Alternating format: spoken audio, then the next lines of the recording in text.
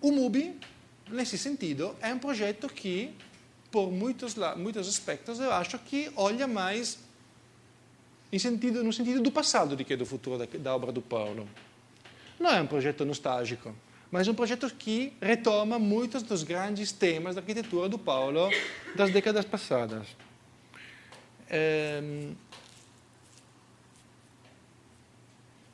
Não é o único projeto. Tem outros projetos desse ano que dimostram uma vontade de continuidade no Paulo. Ou seja, eu vou continuar a ser o representante de uma específica ideia da arquitetura. Outro projeto é a Casa Gerassi, eu acho. O MUBI é pela ideia de território e de aproveitar uma encomenda que não era uma encomenda pública, era uma encomenda privada. Quem que financiou o MUBI foram os moradores do bairro, que não queria que fosse construído naquele bairro, naquele terreno, um centro comercial. Mas a ideia era aproveitar uma encomenda privada para construir um espaço público, que não deu certo, porque como a gente sabe, ou não deu certo, deu pouco certo, porque como a gente sabe, alguém de vocês já me perguntou sobre isso, depois o terreno acabou ficando fechado com as grades. Mas a ideia era exatamente isso, aproveitar uma encomenda privada para construir uma praça disponível a todo mundo. A Casa Gerassi está em continuidade com a obra das décadas anteriores por outro aspecto, por outro lado. É a ideia da necessidade da prefabricação na arquitetura. Claro que aqui é um momento muito particular, é o momento da inflação. E aqui o cliente é o engenheiro que aceita de ter uma casa feita de peças pré-moldadas, talvez outro profissional não teria aceitado, mas, além disso, aqui a coisa mais fundamental era a rapidez da construção, porque, por causa da inflação, uma construção de 2 anos, de 1 ano, de 8 meses, quer dizer gastar muitíssimo dinheiro. E existe, eu mostrei o vídeo da construção dessa casa na exposição que organizei em Milão, que o senhor Gerassi fez e muito gentilmente me deu, e é verdade, a casa foi montada em 5 dias. Foi um processo que mais rápido não poderia ser. Chegou o caminhão, levou as traves foram montadas, etc, etc. E, claro que são peças pré-moldadas que tem que dizer muito claramente que são peças pré-moldadas, mas desenhadas especificamente por esse projeto. Porque tinha um problema. Essa casa está em Pinheiros. Em Pinheiros tem muitas ruas que têm curvas muito estritas. E não dava para chegar nesse terreno com vigas do tamanho certo. Então, teve que mudar a forma dos, digamos assim, pilares, construindo, eu não sei como se chama essa... obrigado. Fazendo peças específicas com consoles de 1 metro e mais. Assim, era possível chegar nesse terreno com as vigas, que eram de tamanho demais. Mas, como muitas vezes, essa casa faz e é, no mesmo tempo, um discurso. É até mais um discurso. É uma tentativa de demonstrar é possível fazer em 5 dias uma casa barata e bonita. E é bonita. A casa é muito interessante. Sobretudo, eu acho que deu muito certo essa ideia de... O elemento fundamental da casa, paradossalmente, mas o Paulo quis isso, é a árvore que está na calçada. Então, está no espaço público, mas é o elemento mais principal da casa. E que fica aberta no sentido da rua. Essa aqui é a rua como se fosse uma tela cinematográfica. E aqui, no verão, dá para abrir aqui em cima, na claraboia, e a água entra no meio da casa e desce aqui até no chão. Então é uma casa como atravessada pelos elementos naturais. Mas essa aqui é um elemento. Mas o fato principal é querer dizer mais uma vez, pode ser feita e teria que ser feita a casa pré-moldada. Outras obras dessa época são mais difíceis de colocar. Por exemplo, é o caso da Capela de São Pedro, que tem uma primeira importância fundamental, é a encomenda. Essa aqui, a encomenda é pública. Essa aqui já é uma demonstração que está mudando tudo. O Paulo é, a partir desse momento, ou seja, a partir da vitória do concurso do MUBI, que se torna, pela primeira vez na carreira dele, o arquiteto mais importante de São Paulo. Nunca foi, mas agora começa a ser. E a partir da década de 90, com certeza, é. Essa aqui é a capela que do Palácio do Governador em Campo de Jordão. Então, é uma encomenda estadual.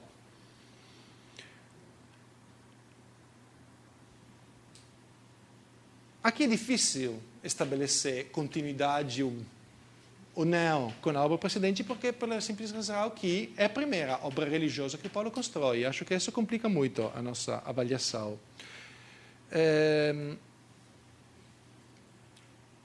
O primeiro ponto fundamental desse projeto é a ideia de essa capela ter que ficar bastante embaixo. O elemento fundamental aqui é, ainda que meio horrível, mas é o Palácio do Governador, que foi feito não no 1700 e algo, foi feito pelo Demar de Barros. Então, é kitsch mesmo. Mas, aliás, essa aqui é a capela do Palácio do Governador, então tem que ficar lá embaixo, o Palácio do Governador tem que ficar lá em cima, de tamanho maior. Está tudo certo.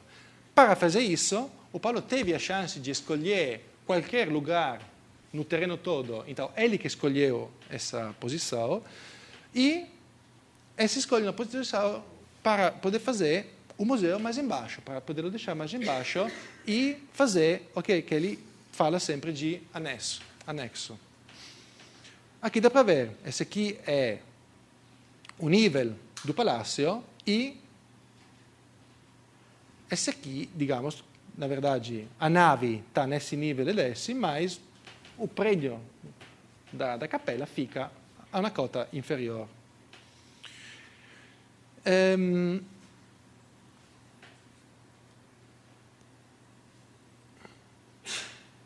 Aqui também,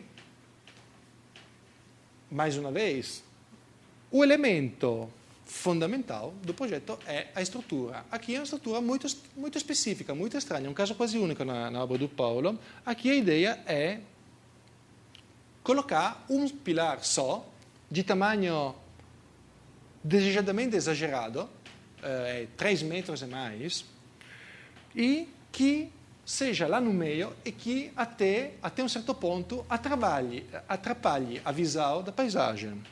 É desejado isso. Ele às vezes fala como aquela vez que eu fui visitar o Duomo de Milão, com aqueles pilares que não permitem a vista, são de tamanho tal que fica tudo escondido. Outras vezes ele fala, não tem nada a ver o Duomo de Milão, não tem nada a ver. Mas, enfim, a ideia é esse elemento exagerado que, até um certo ponto, atrapalha. E, então, um artifício retórico, depois daquele ponto, deixa a paisagem se descortinar.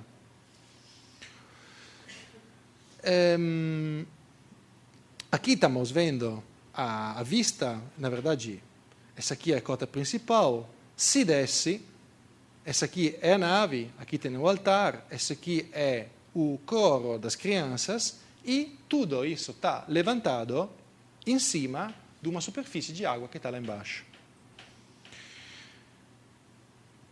Então, a nave toda é em balanço. O pilar sustenta essa viga que sustenta, por sua vez, a nave toda. A cobertura é pesada, é 2 metros de cobertura, que na verdade é uma casca fechada, senão seria pesada demais, mas para dar essa ideia de peso em cima do visitante. O pilar também, como eu falei, no momento em que se entra, atrapalha a visão e tudo isso, essa compressão, faz como que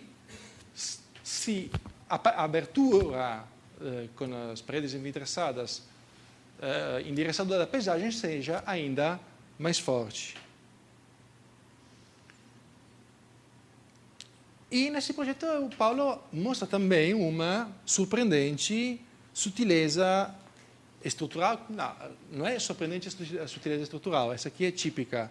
É surpreendente a função que tem essa sutileza estrutural, porque é uma coisa que eu fiquei senti muito, fiquei impressionado quando eu visitei a capela.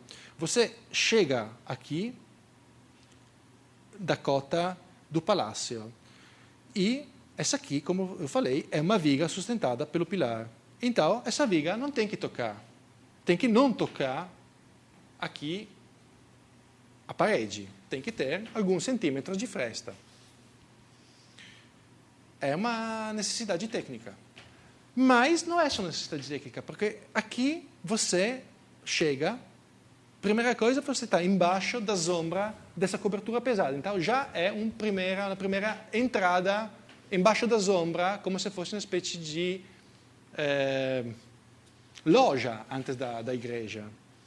E depois, 2 metros depois, você apoia o pé, e quando você apoia o pé, você percebe que não é mais o chão, e sim é uma viga. Você percebe, tem uma...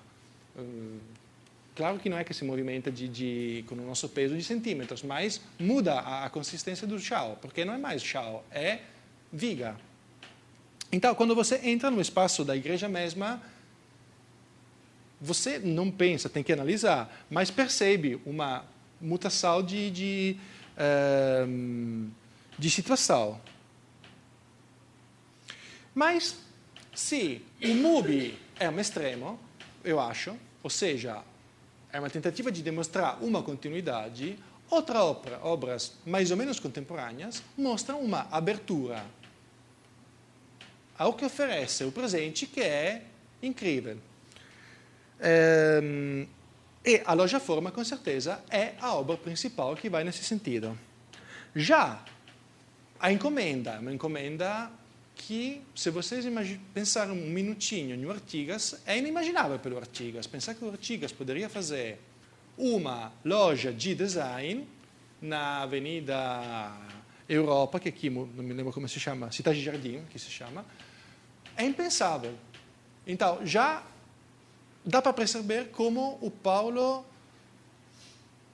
por um lado, nesse período, está tentando manter uma continuidade, mas, por outro lado, tem uma disponibilidade em abrir, em se comprometer com o presente, que eu acho que foi uma grande força dele nesse momento. Aqui o objetivo era meio complicado, porque tinha que fazer uma loja em um lugar onde ninguém anda. Todo mundo chega de carro. Então, no terreno, que não é um terreno muito grande, tem que ter o estacionamento. Então, tem que ter o estacionamento, tem que ter vitrine. E como fazer tudo isso? E tem que ter uma façada que seja intrigante, porque todo mundo passa de carro meio rápido, então tem que ter alguma coisa que atrai atenção. O Paulo acho que a partir desse momento em particular, tem alguns projetos dele, acho que a Loja Forma é um deles, mas também a Pinacoteca acho que é um outro deles, em que o Paulo raciocina muito como se fosse uma espécie de teorema, de procedimento muito lógico. Então, a primeira escolha é, aqui devo ter é uma minha reconstrução, naturalmente, da lógica do Paulo, porque o Paulo conta de outro jeito. Então, em primeiro lugar, deve ter o espaço pelos estacionamentos, então vou colocar os apoios do lado para deixar o espaço totalmente livre pelos carros. Essa aqui é a primeira operação. Essa operação tem uma consequência, porém, que poderia ser muito negativa. Para poder sustentar o prédio todo, colocando os pilares nas extremidades, é preciso colocar uma viga de grande tamanho, 1 metro e mais de viga. E isso pode complicar bastante. Por quê? Porque se aqui tem embaixo 2 metros e 30, 40, não sei, mais baixo possível. E depois aqui tenho 1 metro e meio, 1 metro e 20, mais 20 centímetros. Chego a dever colocar a vitrine a pelo menos 3,50 metros, que é péssimo, porque a laje mais baixa vai cobrir totalmente os objetos que são expostos. Então, vai ser uma solução péssima. E aqui, o Paulo demonstra de saber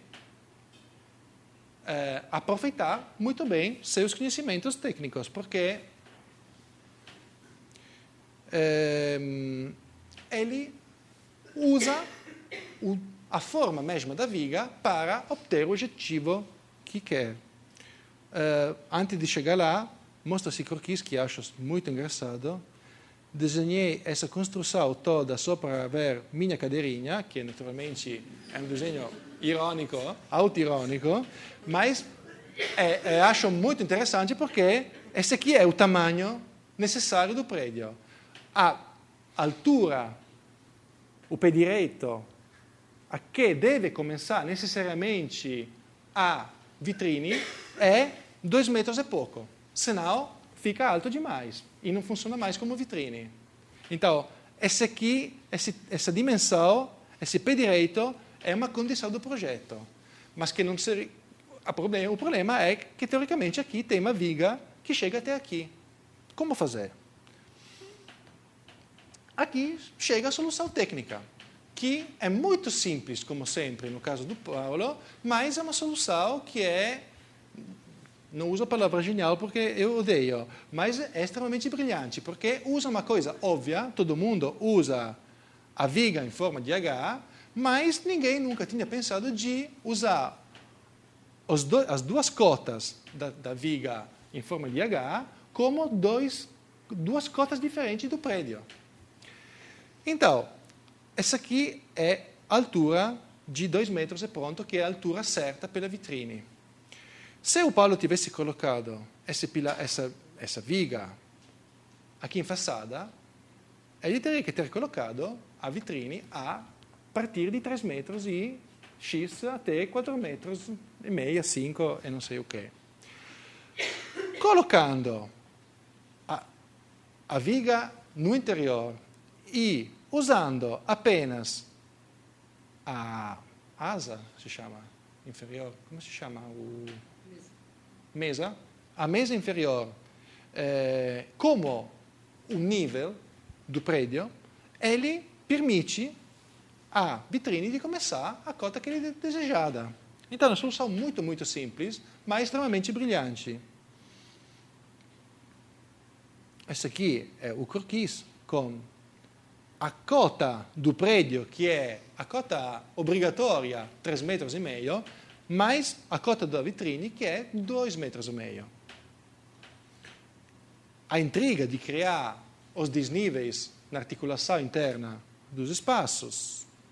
Esse aqui talvez é um desenho que explica bastante bem como que funciona, com as duas vigas, o nível principal mais a mesa inferior da viga, claro que foi pretendida nesse sentido, para colocar a vitrine. Então, esse aqui é um caso em que não é uma ideia particolarmente incrível, mas é uma ideia que pressupõe um conhecimento tão aprofundado dos elementos também mais banais, mais óbvios da arquitetura, que é extremamente raro. E que permite, então, a construção de uma espacialidade a partir do uso dos elementos técnicos e estruturais. É a mesma coisa que se encontra muitas outras vezes. Um outro caso é, mas a gente vai falar muito pouco, só vou mostrar essas duas fotos, esse croquis, na Galeria Leme, em que essas duas paredes, que têm uma função importante do ponto de vista estrutural para a rigidez do prédio, permite aqui a chegada da luz nesses dois espaços superiores.